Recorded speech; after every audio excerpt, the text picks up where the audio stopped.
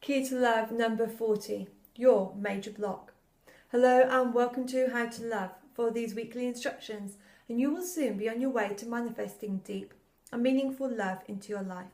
Now, I want you to write out all of the potential blocks, trust issues, resentments, codependency, fantasy, the illusion, addictions, fear of honesty, etc. right now. Which of these blocks is the major one? Your one thing.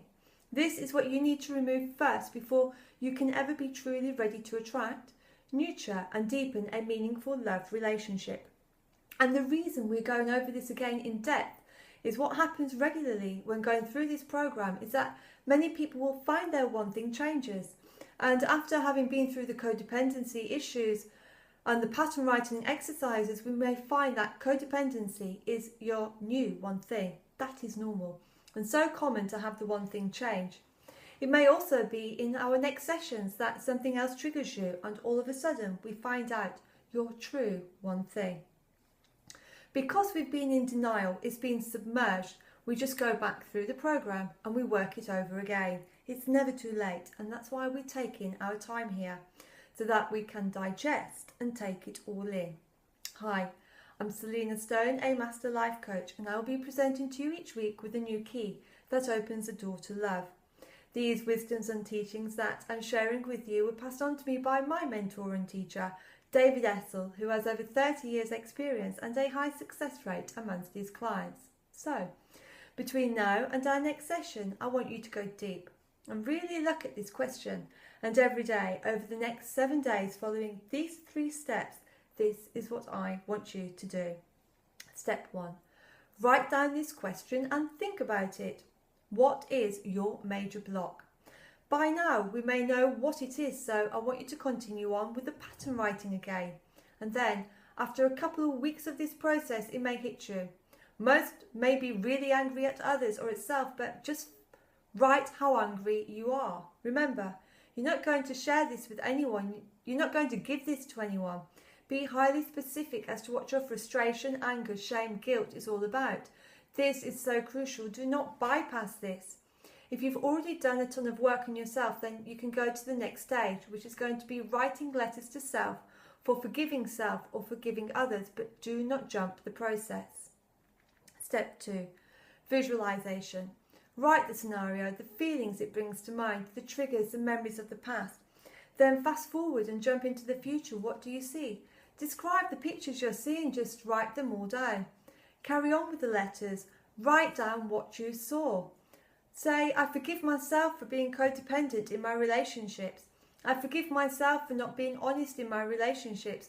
Or if you're really angry that you found your one thing and you need to write your disgust and anger, I am so pissed off at my former lover, my parents, then write it. It's okay to be angry. We cannot release anger by sugarcoating it with forgiveness.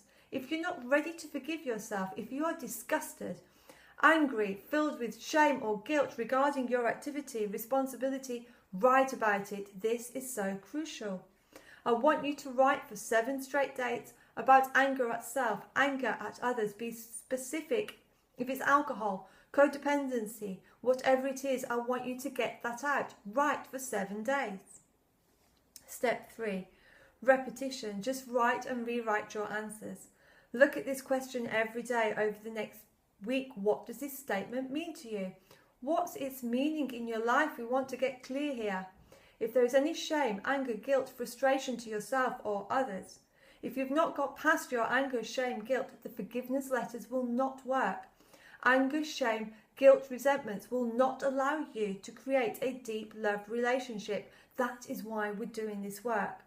If you follow this program, you will, even at times, if it feels monotonous, I have to write more letters, but this is the way we release it and bring it into the physical world.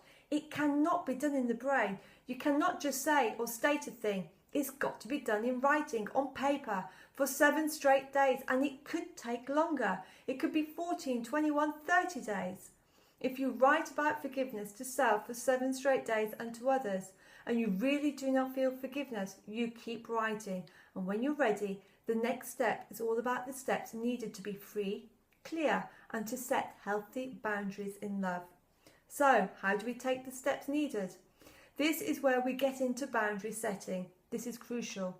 Now we know how to be free and clear in writing the anger at others and ourselves, and the forgiveness at ourselves and others.